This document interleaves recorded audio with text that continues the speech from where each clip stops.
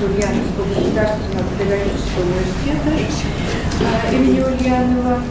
Да, дальше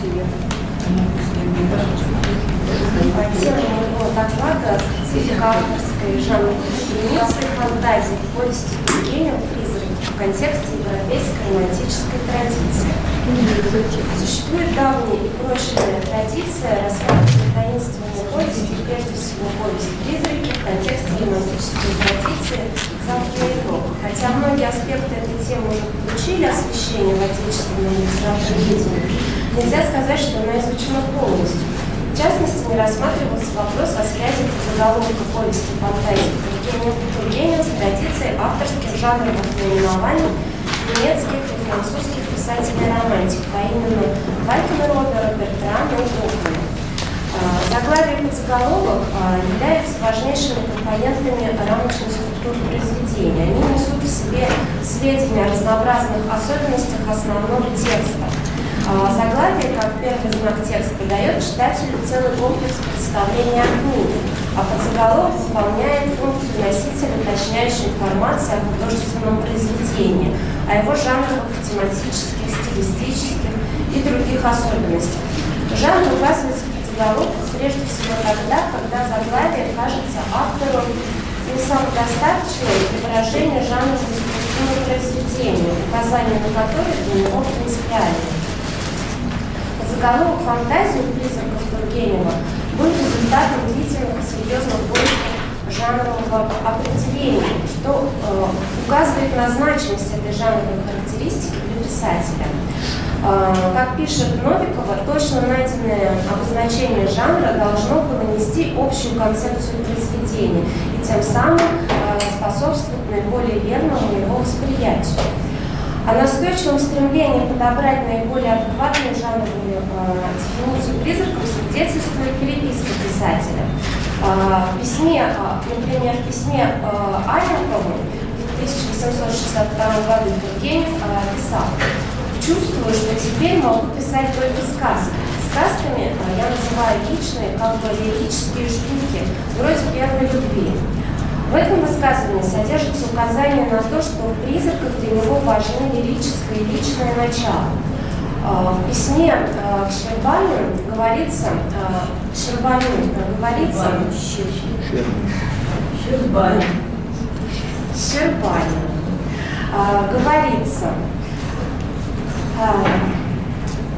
вчера я окончил небольшой рассказ, Бог знает что, под названием «Призраки». Жанр произведения определяется от противного, не рассказ. А в письме Достоевскому в 1963 году Тургенев сообщал: начал переписывать вещь, право, не знаю, как назвать ее, во всяком случае, не повесть, скорее фантазию под заглавием «Призраки». Боюсь, как бы она не показалась слишком несовременной, чуть не детской, особенно в теперешней тяжелой и важной. Отсюда видно, что и здесь писатель отказывается от традиционного жанрового наименования, не повесть. В 60-е годы XIX века, о «Призраке» написано в 1963 году, рассказ и повесть, ведущие жанры реализма, устойчиво ассоциирующиеся с категорией объективного. В то время как для Тургенева в этой таинственной повести важно было лирическое и личное, то есть субъективное, что более удачно выражает, по его мнению, такое жанровое обозначение, как фантазия. Однако писатель не случайно опасается, как бы она ни показалась слишком несовременной. Эту несовременность могли увидеть не только в проблематике, удаленной от злободневности, призраки, сосредоточенные на осмыслении универсальных законов бытия и путей развития европейской цивилизации, но ее могли увидеть и в способах художественного воплощения, фантастической, фантазийной форме. Таким образом, фантазия Тургенева ассоциировалась с личным, лирическим и в целом субъективным характером произведения. На момент написания «Призраков» российскому читателю уже были знакомы лирические и драматические фантазии русских поэтов эпохи романтизма. Например, Козлова, Кукольника, Кульман и некоторых других. Из наиболее близких по времени к тургеневской повести «Фантазии Фета» 1953 года, из которой Тургенев взял четверостишие в качестве эпиграфа. Из представленного ряда наименований видно, что в русской романтической литературе произведения с таким подзаголовком получили распространение именно в лирике и драме, в отличие от литературы европейской, где намного раньше, чем в России, фантазия появляется прежде всего в эпическом роде. Русская общественность знакомилась с этими европейскими литературными новинками спустя какое-то время. Например, перевод «Фантазии über die Kunst von einem kunstliebenden Klosterbruder's» Вайкенродера, изданной в Берлине в 2014 году, на русский язык был осуществлен в 1826 году Польшами Любомудрыми, Швыревым, Ильюновым и Титовым. И книга сразу стала весьма важным фактом русской литературной жизни, была с интересом и сочувствием встречена различными литературными кругами. Известность автора фантазии в манере Кало в России в 30-е годы была просто беспрецедентной. В 1842 году во Франции в Анже вышло в свет произведение Бертрана «Гаспара из тьмы» фантазии в манере Рембрандта и Кало. Полякова полагает, что идея прямого сопоставления манеры литературной с манерой живописной, которая отразилась в подзаголовке книги Бертрана, восходит именно к заглавию сборника фантазий Гофмана. Достоверных доказательств знакомства Тургенева с произведениями Гофмана, Бертрана, Вайкенродера мне обнаружить не удалось. Однако известно, насколько, что русский писатель не просто долгое время жил во Франции, он очень хорошо знал французскую культуру, в том числе литературу, был дружен со многими французскими литераторами. В молодости Тургенев проходил обучение в Германии, готовил себя к поприщу профессионального философа, был знаком с Беттиной Арни. Таким образом, Тургеневу, находившемуся в столь тесных контактах с культурой Германии, едва ли не были известны фантазии Гофмана, Вайкенродера, книги которого, своего рода компендиум многих изначальных идей немецкого романтизма в свое время хорошо знали в России. Распространенный жанр при дефиниции фантазии в эпоху романтизма не случайно. Она выдвигала в центр эстетическую категорию, которой наряду с такими проблемами, как природа, любовь, романтическая ирония, было приковано внимание философов-романтиков, утверждавших за личностью художника по преимуществу неограниченный творческий потенциал. Не только в литературе, но и в музыкальном романтическом искусстве она также получила распространение как дополнительная авторская жанровая характеристика. Примером подобных жанровых обозначений музыкальных произведений могут служить вальс-фантазии Глинки, экспромт-фантазия, полонез-фантазию Шопена, грация-фантазия Шумана, соната-фантазию Скрябина, увертюра-фантазии Чайковского. Композиторы романтики прибавляли слово «фантазия» к определению какого-либо жанра с тем, чтобы подчеркнуть определенную свободу его трактовки. Музыкальные фантазии характеризовались отсутствием канонов построения, свободой композиционной схемы, возможностью импровизировать, вариабельностью, слиянием различных форм. Литературные фантазии, с одной стороны, также давали право художнику на полет воображения, субъективность выражения действительности. Так, например, Гофман в предисловии к своим фантазиям в манере Кало пишет о знаменитом французском графике. Самый закон его искусства и заключается в преодолении живописных правил, а точнее говоря, его рисунки суть лишь отражение тех фантастических причудливых образов, что оживлены волшебством его неутомимой фантазии. С другой стороны, нельзя не заметить, что указанный жанровое обозначение в литературе дается, как правило, тем произведениям, в заглавии которых упоминается имя какого-либо художника, являющегося для автора неким эталоном. Например, заглавие произведения Гофмана «Фантазии в манере Кало» отсылает читателя к творчеству французского графика. А Бертран, кроме Кало, в подзаголовке «Гаспара из тьмы» ссылается еще и на Рембрандта. «Гаспар из тьмы. Фантазию в манере Рембрандта и Кало». Гофман, упоминая в заглавии имя художника, выдвигал в центре его манеру субъективного видения мира. Бертран вслед за Гофманом прямо соотносил заглавие литературную манеру с живописной и напрямую соединял поэзию и живопись, связывая свои стихотворения с известными художественными школами, в основном XVII и отчасти XVI веков. Никаких конкретных имен из области изобразительного искусства нет в заглавии книги Вакенродера. Однако заглавная конструкция прямо обозначает ведущую, как у Бертрана, тему искусства. Будучи представителем раннего немецкого романтизма, Вакенродер активно интересовался различными видами искусства, прежде всего живописью и музыкой. Именно музыке посвящено большинство фантазий Вакенродера. В них в различных вариантах утверждается мысль о неземной трансцендентальной ее сущности, которая может быть постигнута только чувством, но не разумом. С музыкой связан и центральный образ музыканта Берлингера, который есть не что иное. Спасибо.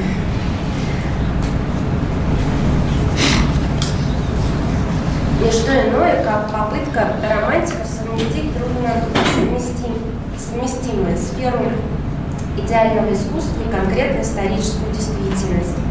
Фантазии Вакенродера и гофмановские фантазии могут быть поставлены в параллель как с точки зрения некоторых тематических, так и в плане некоторых жанровых особенностей.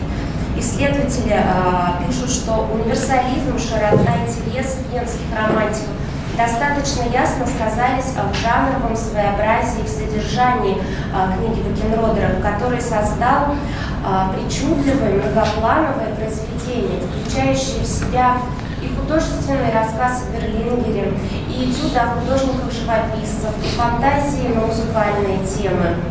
Отмечалась жанровая неоднородность из сборника Гофмана. По структуре, по форме и разнообразию представленных в нем вещей сборник для своего времени необычен. Это профессиональная, новаторская, музыкальная, литературная критика, и искрящаяся юмором романтическая новелла, сказка, и вышедшая из-под пера мастера театрального юмореска, и опыт в духе готической литературы на модную в то время тему животного магнетизма, предвосхищающие его же гофмановские ночные этюды. Тут же диалог на тему эстетики и совершенные образцы романтической сатиры. Сложной жанровой природой обладают и фантазии Бертрана. По мнению современных исследователей, например, Балашов, Рыбиной, Бертран создает новый для своего времени жанр стихотворения в прозе, обозначая его как фантазии. Подзаголовок фантазии в рассмотренных случаях можно воспринимать как скрытые указания на музыкальность произведений. Во-первых, музыка здесь одна из важных тем, прежде всего, Гофмана, Вакенродера. С ней связан центральный персонаж, герой романтик Вакенродера Берлингер, у Гофмана композитор, музыкант Иоганн Крейслер. Исследователи даже отмечают преемственность между этими персонажами. Но музыкальные стихи определяют и стиль прозы художников. Например, по мнению Корниловой, музыкальность прозы Гофмана заключается в сонатности архитектоники целого ряда новелл, приверженности писателя к целому комплексу приемов, заимствованных им из музыки, например, прием контрапункта и контраста. Лирическая циклизация, использованная писателем, стала продуктивной для последующей поэзии. Любит Гофман прием образно-поэтического фантазирования на музыкальные темы, которые активно разрабатывал также в русской литературе Огловский. Музыкальность фантазии Вакенродера в неизъяснимой прелести слова, лиризме и эмоциональности, не мешающей глубине мысли. Карташов отмечает по этому поводу, что эмоциональное переживание незаметно переливается в философское раздумье, мысли выражаются в художественной образной форме, не теряя при этом своей теоретической значительности. Исследовательница утверждает, что для фантазии Вакенродера характерна нераздельность аналитического и эмоционального начала, а также непосредственное выражение эстетического переживания, создание образа лирического «я». Фантазии Бертрана не менее поэтичны, они ритмически организованы, звукопись становится одним из наиболее часто используемых поэтом приемов, и благодаря этому проза становится гибкой, текучей, одновременно настолько неровной, чтобы она могла следовать за лирическими движениями души, волнами мечтаний и порывами совести, как писал Бадлер. Завершая разговор о европейских фантазиях, можно также отметить, что искусство, точнее творчество того или иного художника, Кало, Рембрандта, становится у авторов отправной точкой для собственного творчества, источником вдохновения, фантазирования. Для Векенродера толчком к написанию фантазии стало посещение Дрезденской галереи. Гофман изменил заглавие картинки по Хогарту после того, как познакомился с бамбергской коллекцией работ Кало. Существует предположение, что и тургеневская Элис, фантастический персонаж призраков, результат знакомства русского писателя с фресками в одном из павильонов Баден-Бадена. Предположение, высказанное Шпирцем в статье «Баден и жизнь и творчестве Тургенева». Известно, что первоначально тема искусства должна была определять композицию произведения и специфику центрального персонажа. Так, в воспоминаниях Полфцева приводится рассказ самого Тургенева о создании повести. У меня набрался ряд картин, эскизов, пейзажей. Сперва я хотел сделать картинную галерею, в которой проходит художник, рассматривая отдельные картины, но выходило сухо. Поэтому я выбрал ту форму, в которой появились призраки. За основу сюжетной нити, объединившей разрозненные картины в некое завершенное целое, писатель все-таки избрал не прогулку художника по картинной галерее, а ночные полеты спирита с призраком белой женщины. Подзаголовок фантазии в повести Тургенева соотносится таким образом с фантастическим колоритом повести, и как эпиграф «Миг один и нет волшебной сказки» он может восприниматься как указание на то, что фантастика нарочито условный прием, не рассчитанный на формирование у читателя доверия к специфической реальности фантастического вымысла. Вместе с тем фантастические невозможные видения обусловлены мистическими настроениями героя-рассказчика, который пытается найти объяснение таинственным происшествиям. Видения из прошлого представляются плодами его воображения, фантазии, но в то же время некоторые факты свидетельствуют о реальности происходящего. Например, возвращение героя под утро домой, состояние анемии после общения с призраком-вампиром. Подзаголовок фантазии настраивал таким образом читателя, привыкшего к реалистическому стилю писателя, на восприятие фантастического, с помощью которого, однако, писатель осмысляет сущность универсальных законов бытия истории. Личностное отношение к этим законам определило лирический пафос повести, ее особую специфическую жанровую структуру. Столь важный для романтических фантазий принцип субъективности оказался господствующим на различных уровнях подуровнях повести. По стилю повествования форму этого произведения следует определить как игерцелум. Герой выступает в качестве носителя авторского сознания, он выражает отношение автора к изображаемому. Тема же искусства, значимость которой подчеркивалась под заголовком в произведениях Векенродера, Гофмана и Бертрана, присутствует в повести Тургенева, но не имеет самостоятельного значения, а подчинена художественному осмыслению философских вопросов. Так, например, произведение искусства становится элементом историко-культурного ландшафта. Это придает тургеневскому пейзажу историко-культурную глубину. Воскрешая эстетический климат эпохи, культурная реальность помогает писателю художественно осмыслить центральные философские проблемы, в том числе проблему смысла исторического развития западной цивилизации России. Образы искусства, лишенные конкретики, но излучающие ассоциации с определенной культурной традицией, служат выражению тургеневских пессимистических взглядов на человеческое существование. Например, поразительно чистые, острые звуки гармоники, которые слышатся герою при упоминании о смерти, заставляют вспомнить популярный именно в романтическом искусстве мотив музыкального сопровождения, просветляющего смерть. Подобно романтическим фантазиям, фантазия Тургенева музыкальна. Она имеет лирический сюжет, построенный на соединении картин, сложной логике их сцепления и взаимопереходов.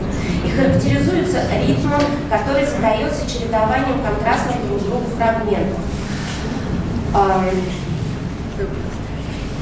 Музыкальность повести, традиционная для многих романтических фантазий, прослеживается не только на композиционном уровне, она обусловлена и звуковой организацией текста, аллитерацией. О том, что писатель сознательно стремился к звукописи, свидетельствуют его письма. Так,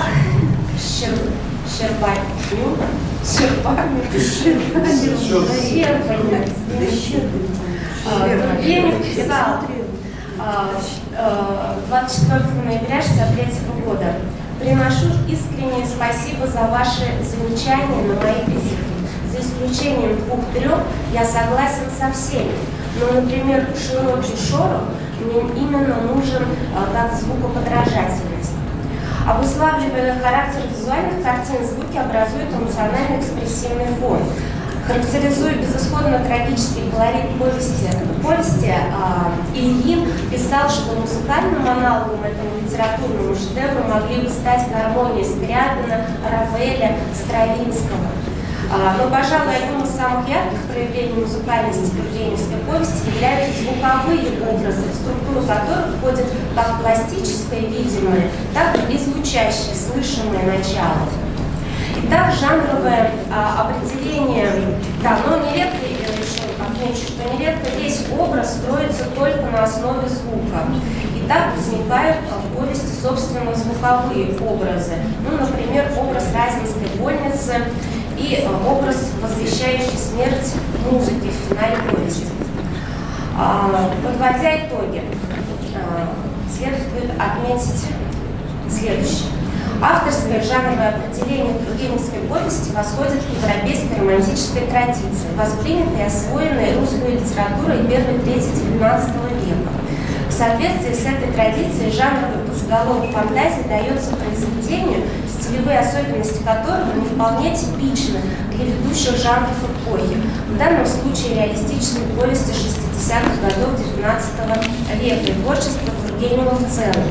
Этот музыкальный термин в заголовке литературного произведения реалистического этапа в истории русской литературы указывает на ярко выраженное художественное ткань эпического повествования, лирическое начало, субъективный характер отражения действительности, подчеркнутую условную природу образов и ситуаций, в большей степени порождаемых силой воображения героя-рассказчика, чем существующих как объективных данностей. Повесть фантазии Тургенева хронологически не просто открыла литературный ряд русских прозаических фантазий, а с точки зрения структуры, поэтики, стиля она выступила в этом ряду самым ярким совершенным образцом. Многие жанровые и поэтические особенности этой фантазии стали актуальными для многочисленных фантазий в русской беллетристике и массовой литературе последней трети XIX – начала XX веков. Ну, и также литература постмодернизма конца XX века, но это уже совсем другая история.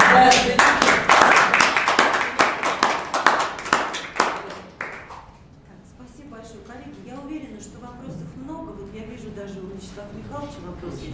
Но поскольку мы уходим сейчас на обед, и я предоставляю слово Елене Вячеславовне, то все вопросы